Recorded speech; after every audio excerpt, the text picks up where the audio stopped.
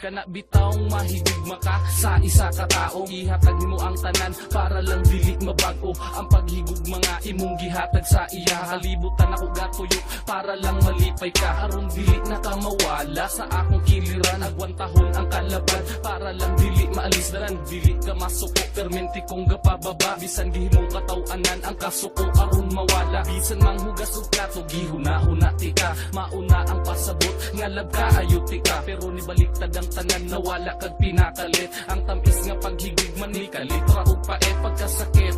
Ambot wala ko kasabot, gimahal man ang tatika. Bisan pagwa ko'y buot, ayaw ko kasuko.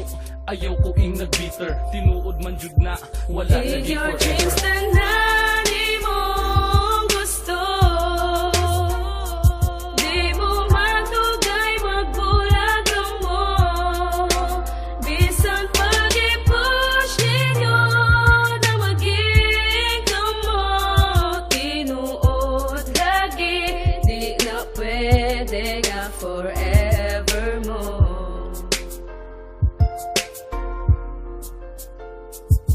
Sa pagmata sa'yo sa buntag, ikaw ang pangitaon. Hangtod pagagabi, ikaw ang hinahandom. Nakita ang magkauban, hangtod sa kahangturan. Wa na ko'y lain pilion, kundi ikaw lang. Dili ko gusto nga mawala ka, ikaw ang importante. Di ko parehas nila nga hubuan na kagpante. Seryoso ko nga tao, unta dili ka mawala. Gihatag ko ang tanan para sa ko ang magtiwala. Pero nga naman kalain ni kalitra kaglihay. Sa hitsurahan o kwartahan sa iya kanisabay. Unsa man ako ang sala nga nung nabuhat ni mo ni. Abi kong kontento ka nga nung kalitra kagbuhi. Pero okay lang, sabto na lang tamo. Muabot ang panahon nga magbulag ramo. Ayaw og kasuko, ayaw ko ingag bitter. Tinuod man jud na wala lagi forever.